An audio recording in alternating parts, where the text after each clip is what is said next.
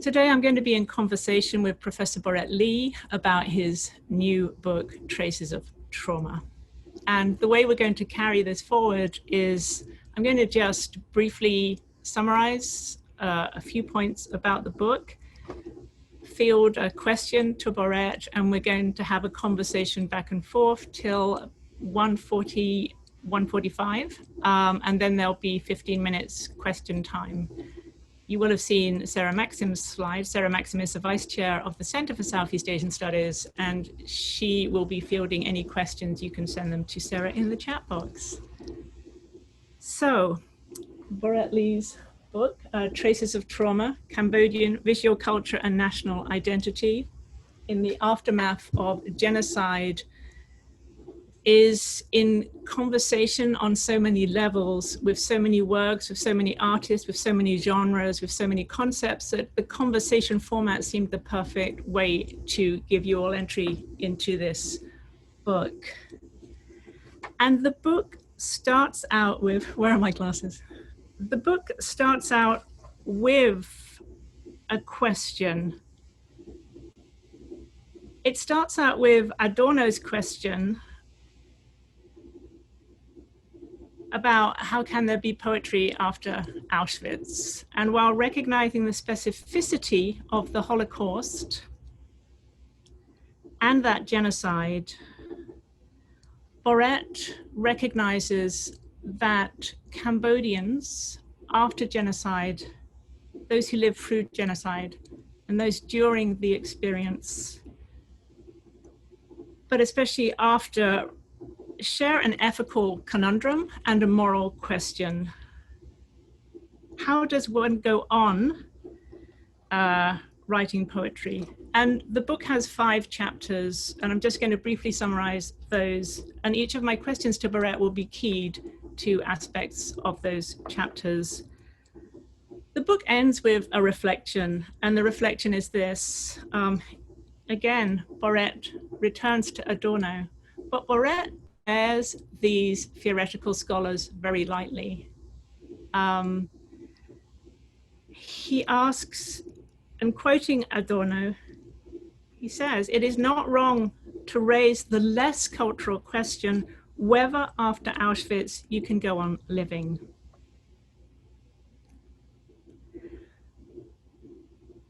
Adorno helped Boreth frame this book and inspired the question that drives it. And that question is, what strategies have Cambodians designed to help them go on living after genocide?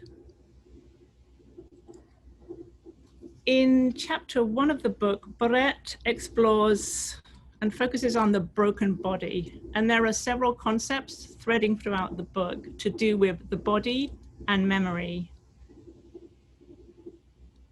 He uses the work of Cambodian psychiatrist Chim Sotira and the concept of boxabot or broken, to reframe trauma through a Cambodian perspective that is not wholly reliant on the Freudian paradigm. He looks at how the body is broken in and through the experience of the Khmer Rouge genocide. He prefaces all of this with information that will be familiar to so many of you: the mass bombing of Cambodia by the US, the rise to power of the Khmer Rouge, and the genocide that followed.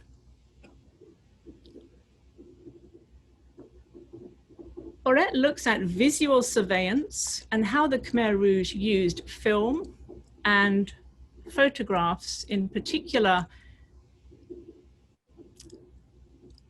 an aesthetic with a very flat affect, in order to both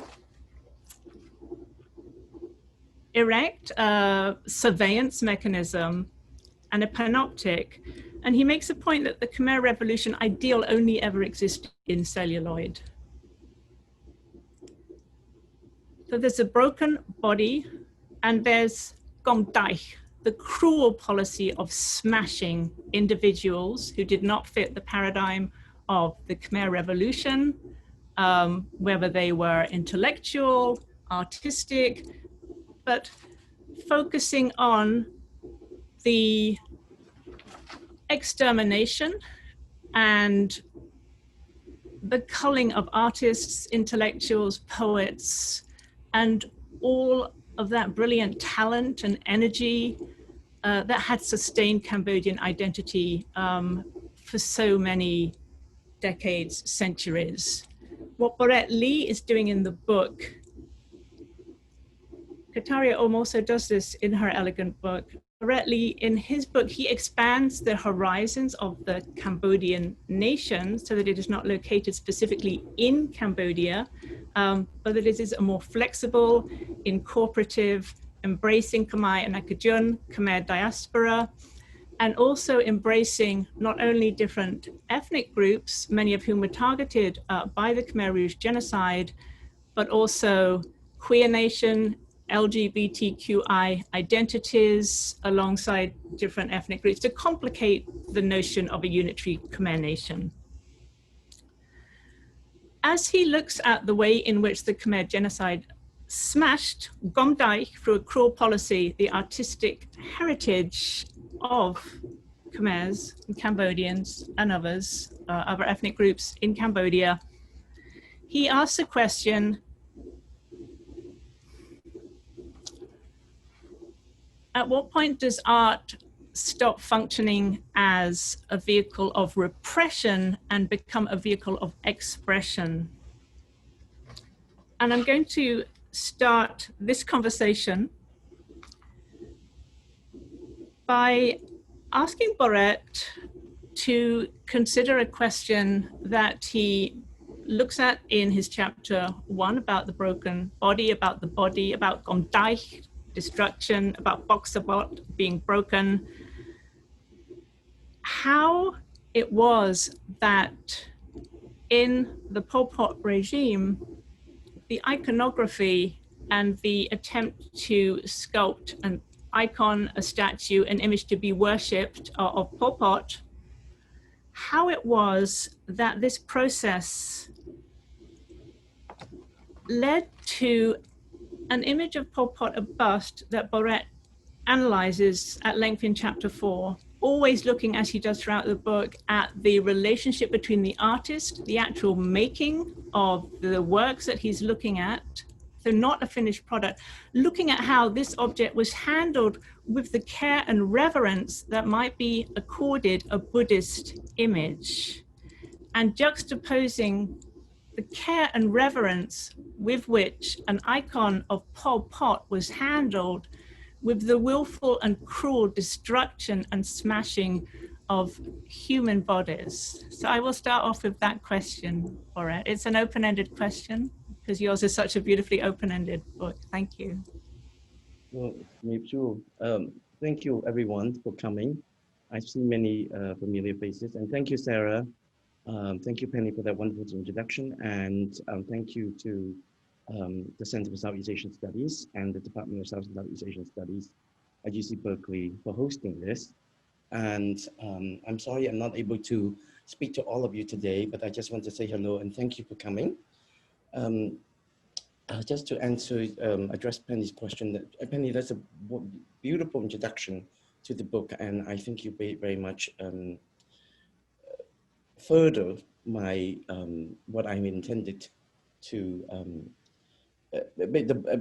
That's what I wanted the book to be, was a not simply to embody everything under the sun or to cover everything, because every book cannot obviously do that. And this is a very complex topic, and it's a topic that, in other words, other disciplines has addressed as well. For example, Nabong Kataya book basically poses similar questions, but she is doing it through ethnography, the history, ethnic studies, Asian American studies.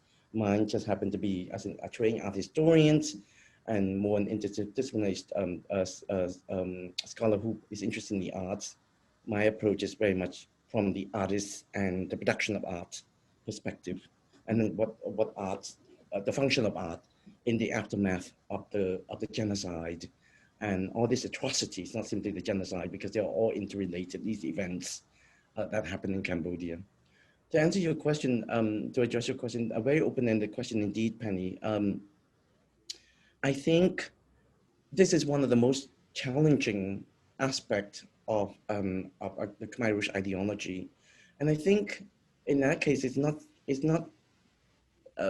at all different from any other cultural revolution in the world.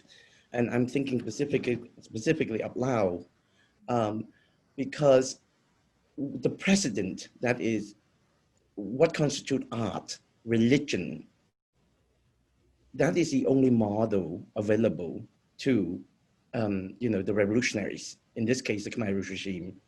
And so those artists were very much Buddhist. We're talking about, for those of you who read the book and have not read the book, it's in chapter 3 that I talk about, I addressed the emerging of the bust of Pol Pot.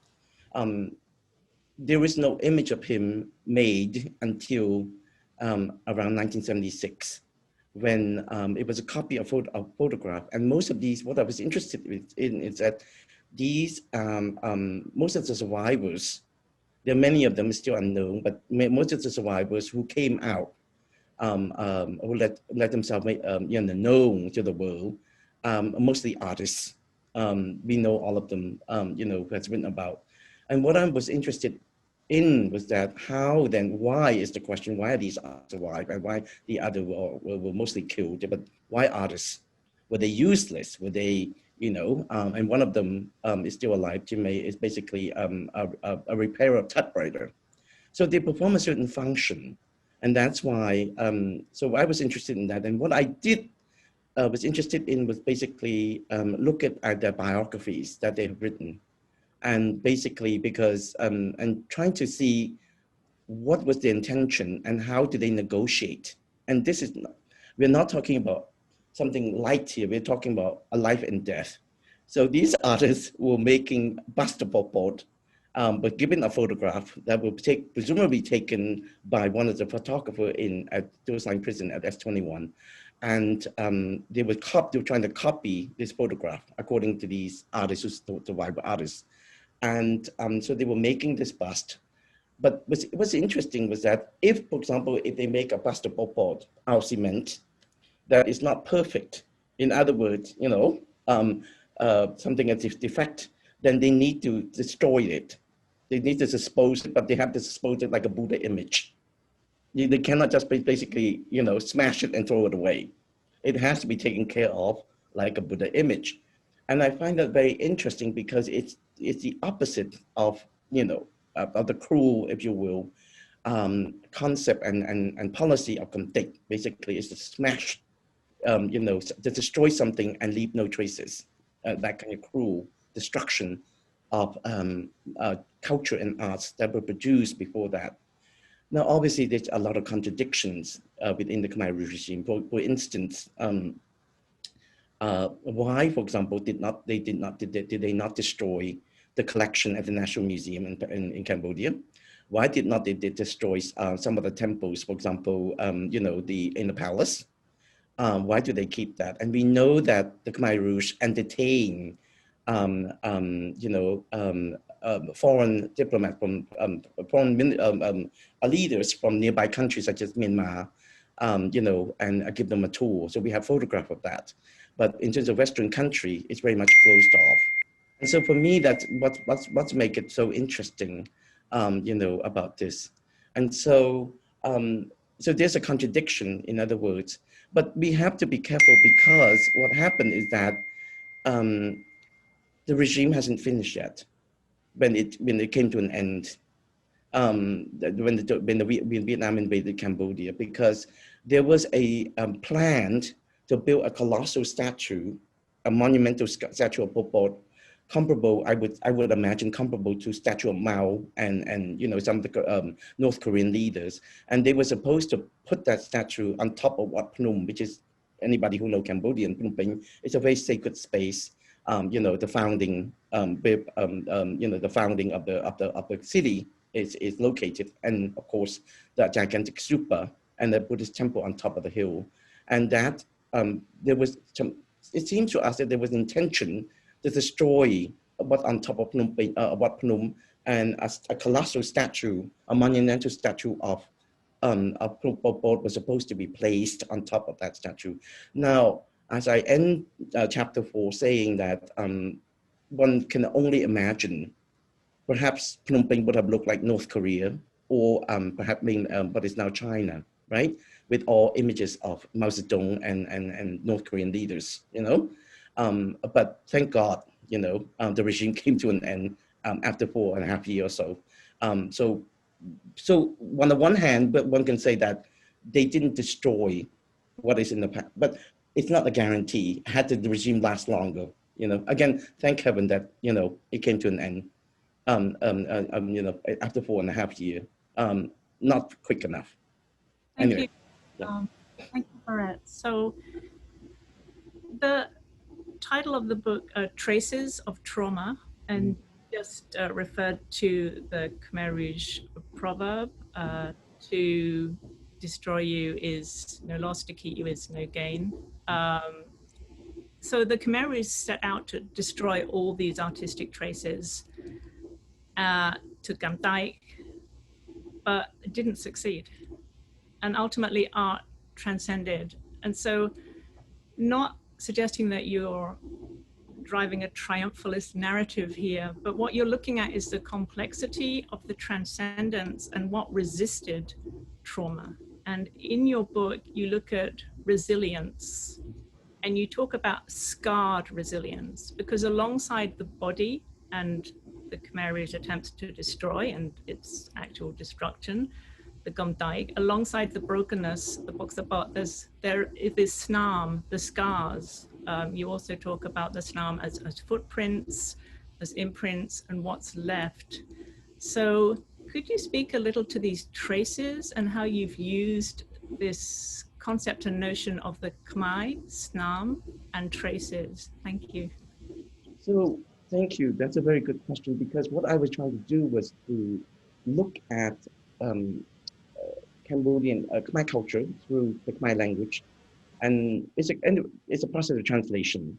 And so what I was interested with, since the word trauma, everybody, you know, we all know what trauma is, just straightforward, the word wound, right? But what does it mean in the local context, in the Cambodian context? What are names for it and things like that?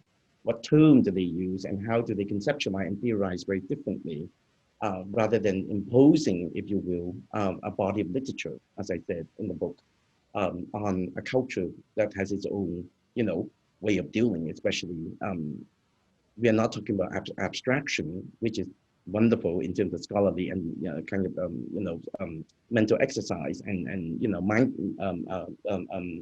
but at the same time, we need to think about this real life, this a real body, you know, that suffered, that endured. It takes a lot of strength and displacement, all that. And obviously there are local terms that we use within the language to express all this.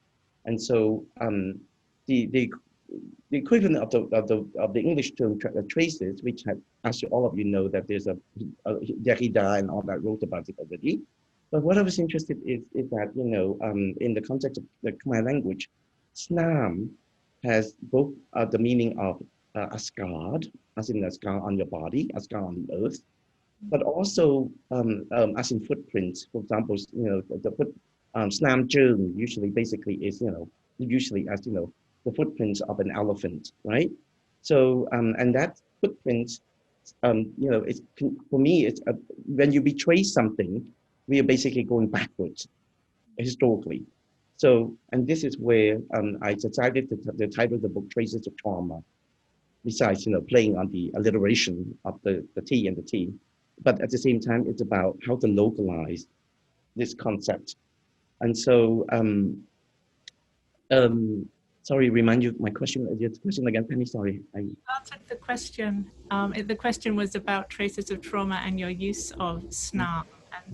And so that's what it is. It's about a local term that is very different from what has been used so far in continental theory, as in Francophile, you know, theory and the uses of Islam. So I think that's what, that's what I'm after.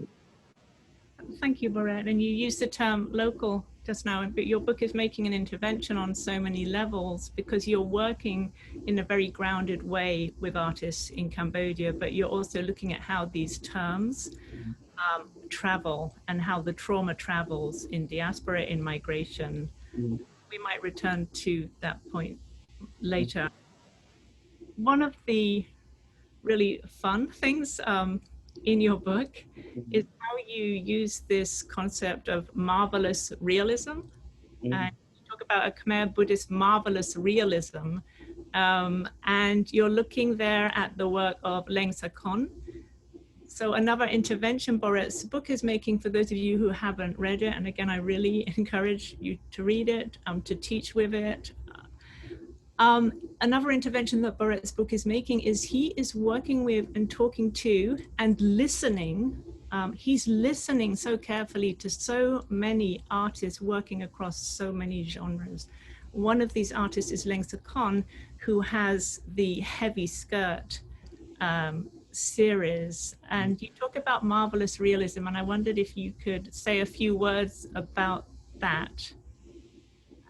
Yes, so Liang Sakon is one of the contemporary artists who he's a painter and he's made collage images. I'm sorry, I'm not able to show you, but if you have a copy of the book or buy a copy of the book, you can actually see the images reproduced in the book itself in color. But anyway, um, he is basically thinking that art, for example, he mostly was born during the American bombing of Cambodia. His mother was pregnant with him inside her belly when American dropped the bomb in his village. And so what happened was that he came of age and he became an artist. He came from the countryside and for Phnom Penh and made it big in now one of the a very sort of a well-known artist in Cambodia, Liang Sakon. And he tend to paint that is not images that are not based or story, if you will, based on sort of historical reality, but more has to do with more of in our term would be legend or mythical, stories, something that is completely out of this world, something that is imaginary. It's wonderful, wonderfully, and so lack of a better genre or words, if you will, then I was inspired by magic realism, and so I rather than call it magic realism, I invented the term called marvelous realism. I think I invented it. I have no idea. I forgot now. You know how sometimes you say when you invented something, someone has done it already. There's nothing ever original. That's the joke, right? But it's true. But it's forgive me if I forgot. There's never a first, right? So that's what makes it so interesting is that it's for me and there's a lot of and this gone back to, if you will, Buddhist Jataka in Khmer culture, particularly a very beautiful story that in Khmer culture is very much favored, Buddhist Jataka in performing arts as well as in film from the 1950s, and that is a Supasip. And it's very big. The story is wonderful for those of you who are able to watch it. I love these wonderful stories. I'm a big fan of what I call my marvelous realism, and in the Khmer context. And basically, it's this that there were two birds. This is a Jataka, so there's always a meaning about karma and all that. Two birds, their wife and husband, and they have two little birds children, if you will. One day, the husband need to go out to hunt for worms to bring back to the family. And so when he went out, he, night arrived. He was inside a flower and the flower closed up, you know.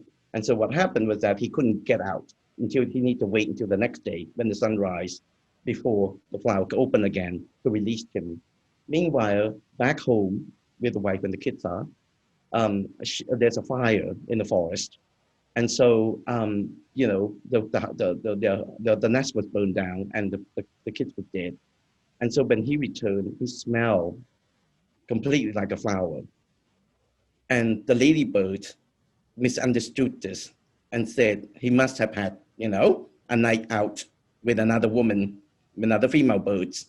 So it's a tragic story. She said, you know, I will never, never in my next life be ever with you again. So she killed herself. And as a remorse, the male bird also killed himself. So, I mean, these are wonderful, wonderful story, right? I mean, you know, you come across as tragedy, but, you know, these are Buddhist Jataka. So there's always, you know, tied to notions of karma and all that. So this is what I call, and Liang Khan was inspired in many ways by these Jatakas, by these stories, you know.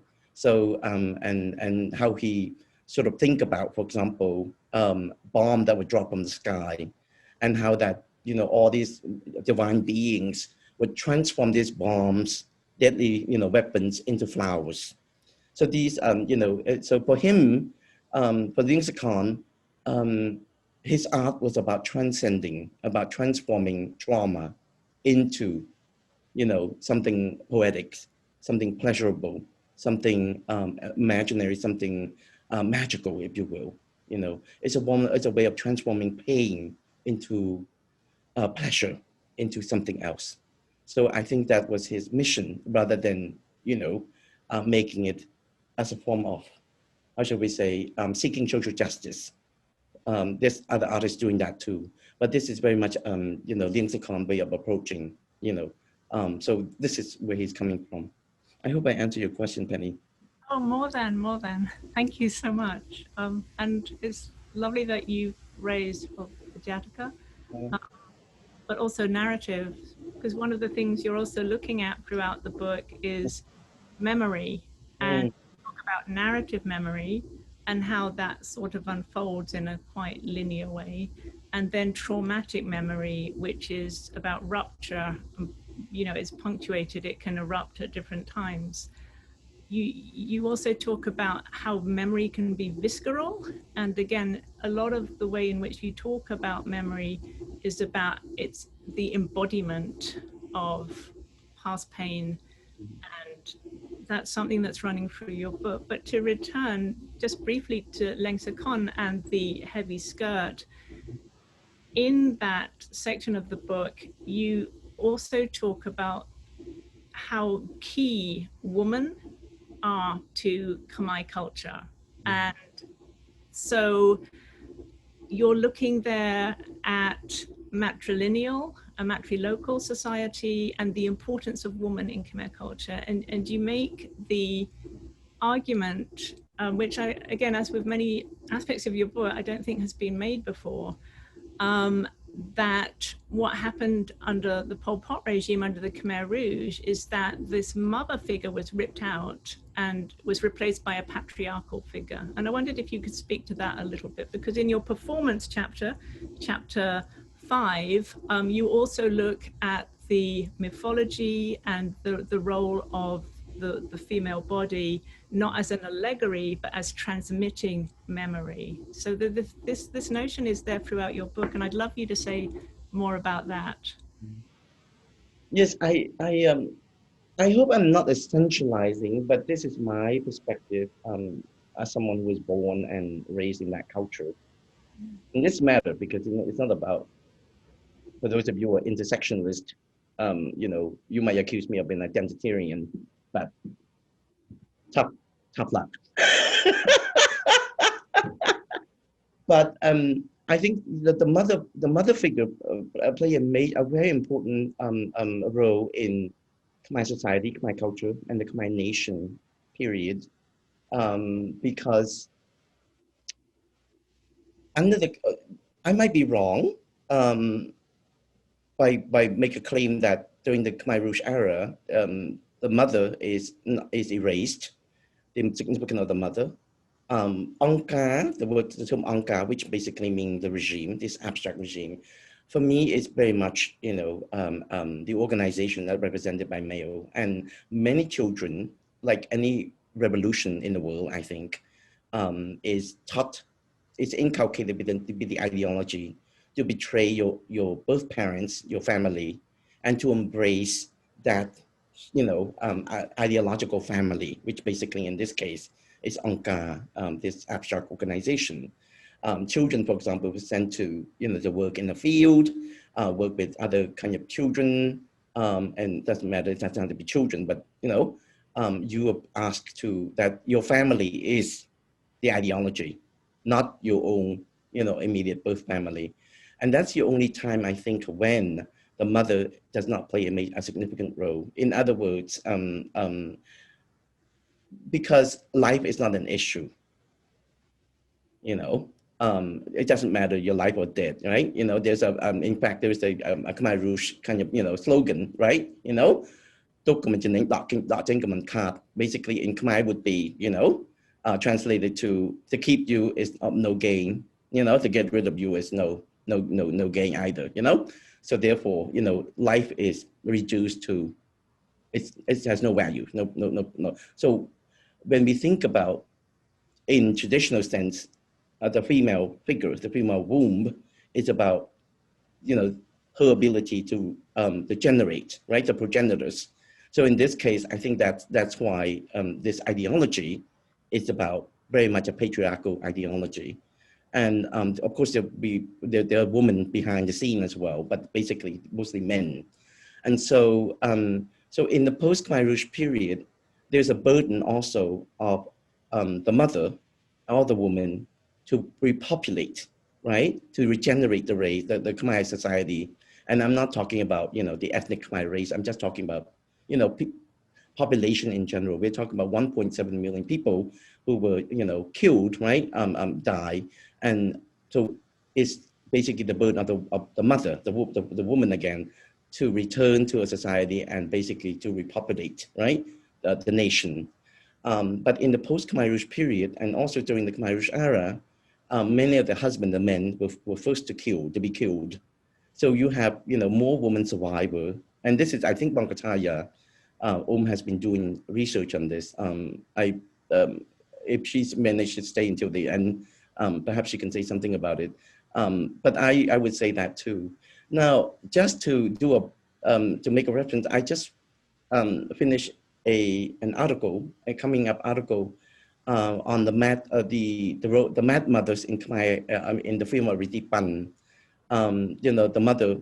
The question I asked is why the French Cambodian filmmaker Ritipan represented the mother in his film. She is mad to the point that she has to be locked up in a cage and chained to the ankle. And it's in the forthcoming book edited by Leslie Barnes and Joseph Mai. I think Joseph, if you're here, you may say hello to people, and to a plug in for your book, your forthcoming book, edited volume. But anyway, so I addressed that. That's a question.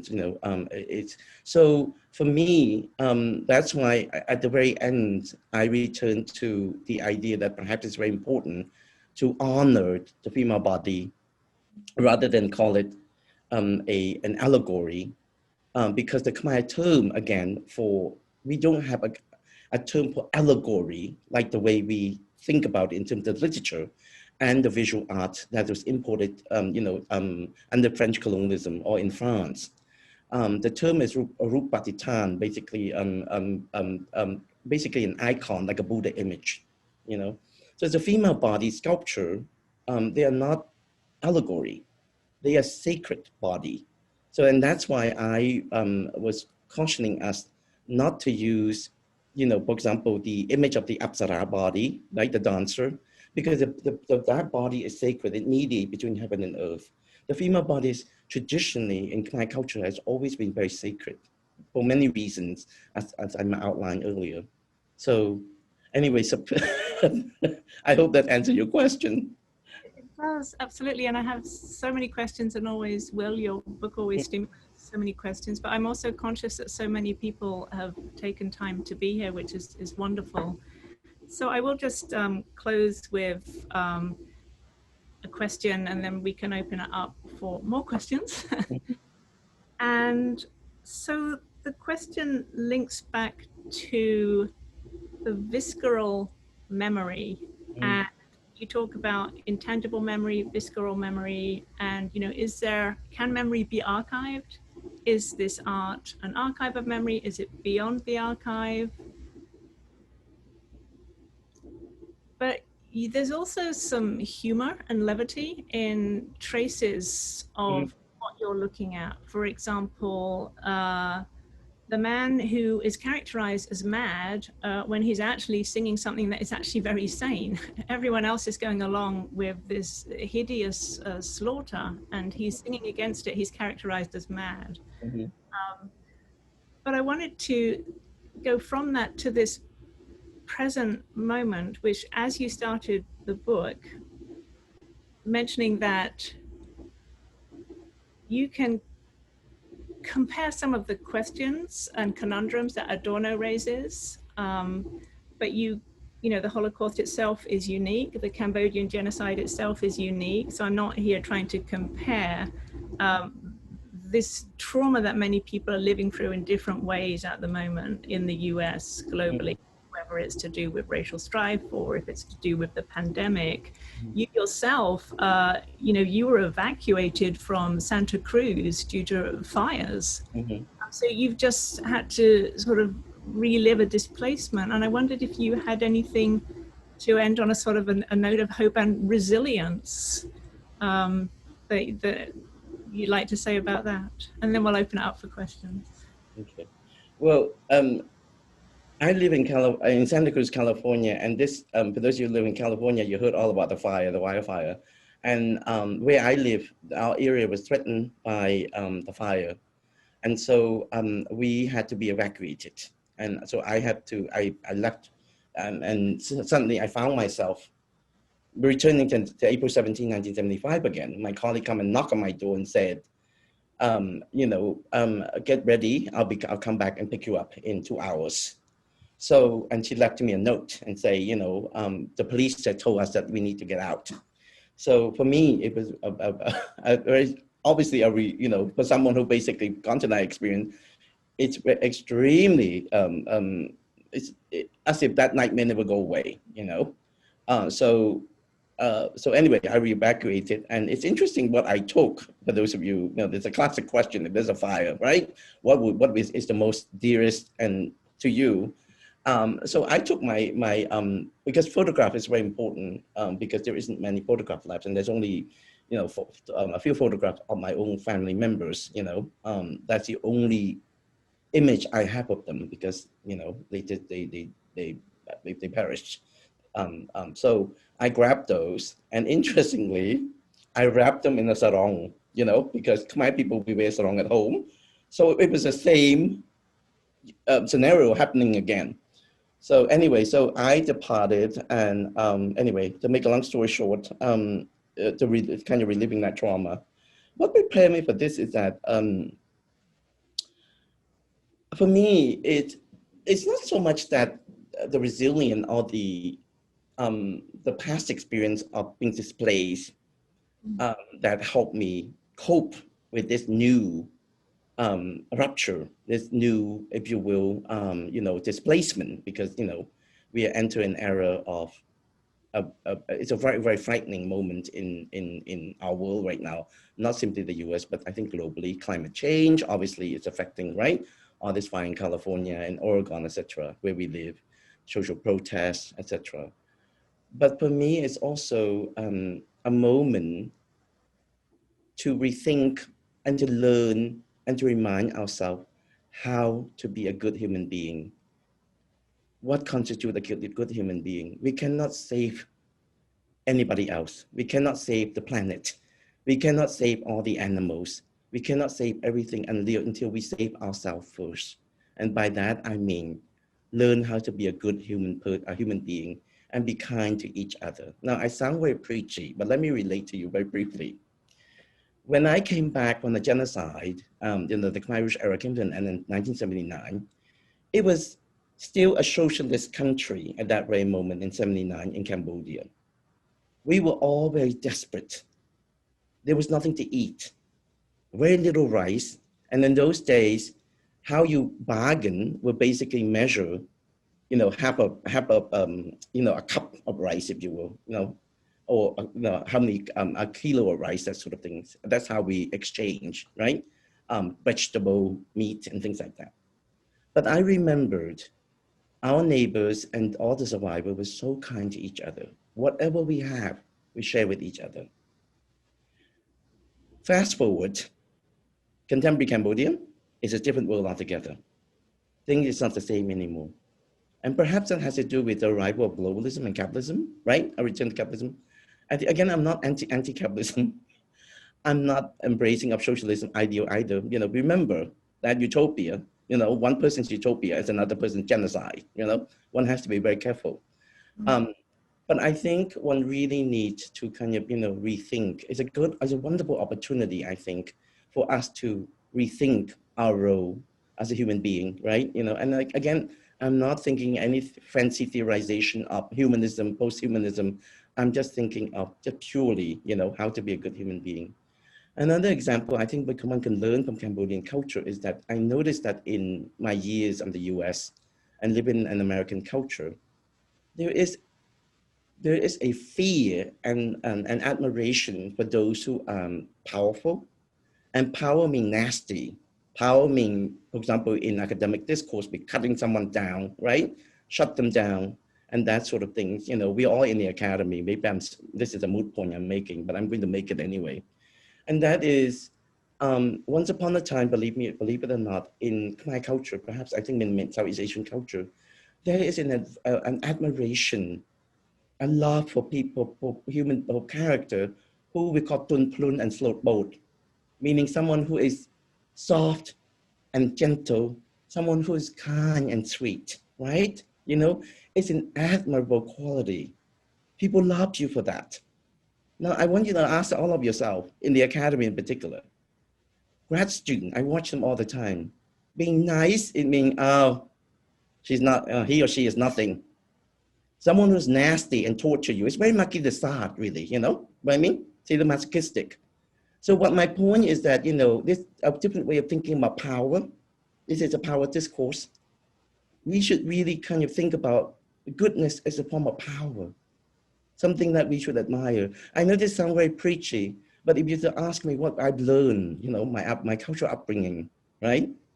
Again, Cambodia is no longer the same, but I'm not saying that we're going back, nostalgic and going back to that direction, but it was possible once upon a time, you know? And so those are values on a positive note. And the other thing that I want to close with is that we are going through a very exciting moment right now, very frightening too in the world, in the US and globally speaking. But at the same time, it's very exciting because I'm thinking about, for example, in the 60s, you have feminism. I know in the US anyway, you have 68. You have the Vietnam War. But now you have, you know, climate change, social protests around the world, Black Lives Matters in the US. But also, rather than feminist movement, we have a transgender, you know, movement going on. And as someone who, you know, is identified as queer, if you will, in contemporary parlance, it's so amazing that my student, I teach this course, I'm teaching as a course, an intro to visual culture of Southeast Asia course with 140 students. And they ask that I would put down my preferred gender pronoun on my syllabus. Of course, I put down as a she, right? A she, her, and hers.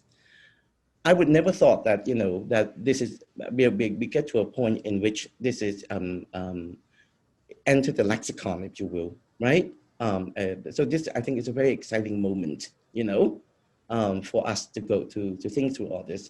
I know that, you know, there are many ways to think about disaster. There are many ways to think about war and violence. But the one thing that I learned about, you know, about what I wrote about in my book is about we have to really rethink our values, you know. And in the context of Cambodia, trauma means basmat. Basically, basmat is about the body, the broken body that leads to the broken spirits. But ironically, we don't really have time to take care of our body, you know, because it's all about, you know, the mind that leads the body. So it ought to be a return to a balance of that. Anyway, thank you. Thank you so much, Boreth. That's just been really so wonderful and insightful and eye-opening. I really recommend the book. I know Sarah has a lot of questions queued up. We can hang about until after too. So, you know, let's just hand it over to Sarah, who's going to read out the question. Okay, there's actually two long ones. I'll try to give you both so you can think about them. The first one is from CTKL, who just got her PhD here at Berkeley. She thanks you for your talk, and she's captivated by the idea of marvelous realism. Do you think there are other types of realism in Khmer arts, i.e. socialist realism or realism along the lines of Baudelaire? And then there's a question from Sabrina M. I would be curious to know how you mediated your own trauma in putting this book together. What were your practices for grounding and recentering, especially when having conversations with so many artists of the Khmer diaspora and honoring those multifaceted stories? Perhaps maybe speaking to the concept of, sorry, I'm going to get this wrong, Bang Sokol, too, which Ritipan explored in one of his recent productions with Cambodian living arts. And just as a plug, Joseph Mai does mention his new book coming out from Rutgers next year on the cinema of Ritipan. So I'll let you go with those two questions for now. Okay. So Siti's question. Hello, Siti. I just want to, yes, of course, there are many other types of realism. Social realism also come from Russia, particularly, I think, during the Vietnam period that entered the, if not earlier. There's always exchange with the Eastern Bloc, and many of the artists were trained in Eastern Europe during musician and things like that. That's where Cambodia sent, many of the that generation during the Vietnam, occupation for 10 years because of Vietnam's relationship with the Eastern Bloc country. So that's kind of social realism. But the Baudelaire realism, I'm not so sure about that, but I need to think about it. But that's a very good question. Sabrina, hello, Sabrina. How are you? Sabrina is our young American poet. She was a graduate from UC Santa Cruz, and she published wonderful poetry. I'm so sorry. I'm just terrible in terms of, because, my community is so fragile. These little beings that I mentioned the names, they're emerging, so it's very exciting for me because, you're very privileged. Some of you come from, in which you can count more than 10 professors, Khmer American or Khmer professors in the US. For us, I don't think you can have count, 10 of us even in the academy. So this is why it's very exciting for this young generation to emerge. Sabrina, to answer your question, yes, of course, mediating. But Bang Sakal is basically, there is a film by Ritipan, I don't know whether you're able to see it, called, I think it's The Wandering Soul, which he kindly allowed me to see online a few months ago. It's about the fact that he was able to attain closure and with the ghost of his parents, through a ritual. So that when I was writing my book, that Big Bang Sakal has not been sort of, performed yet. So I hope I answered your question, Sabrina. Any other questions? I just want to follow up that she wanted to know more about how did you interact with the artists of the Khmer diaspora in terms of your own trauma and what they had been going through? Maybe just how did you connect with them? Was it difficult and so forth? I'm sorry to interrupt, Sarah, and I just noticed that Mario has his hand raised. Oh, great, thank you. Sorry. Let me just want to finish my thought on Sabrina's question. Yes, that's a very good question. For example, I connected very nicely with Lee Sundari or Amy Lee Sanford, whose work is graced the cover of my book, because she is called Full Circles, and she gone through a very traumatic childhood. Her story is fascinating. You just read it in the book. I detailed it. But I relate to her. I relate to many of the, Ritipan. He's my generation. I think Bangladesh is only 1 year older than me. So we're similar age in many ways. And that's why I can relate to them. Of course, there are many artists that are not covered in the book. As I said, this is a selected example that I use to, to address this issue. And oftentimes, people would ask me, well, are all Cambodian contemporary artists preoccupy themselves with trauma and how art and healing? Of course not. There are many who basically say that, it's not an issue. They want to move forward, and do other things. Just happen to be that these artists are the one that I have an affinity with, some or share similar history, generation, etc. So this is something that I think is in many ways my working relationship with them. And we can talk more about this at other venues due to the constraint of time, but very quickly, just to say that this is part of the method and the madness of working with contemporary artists, building relationship with them.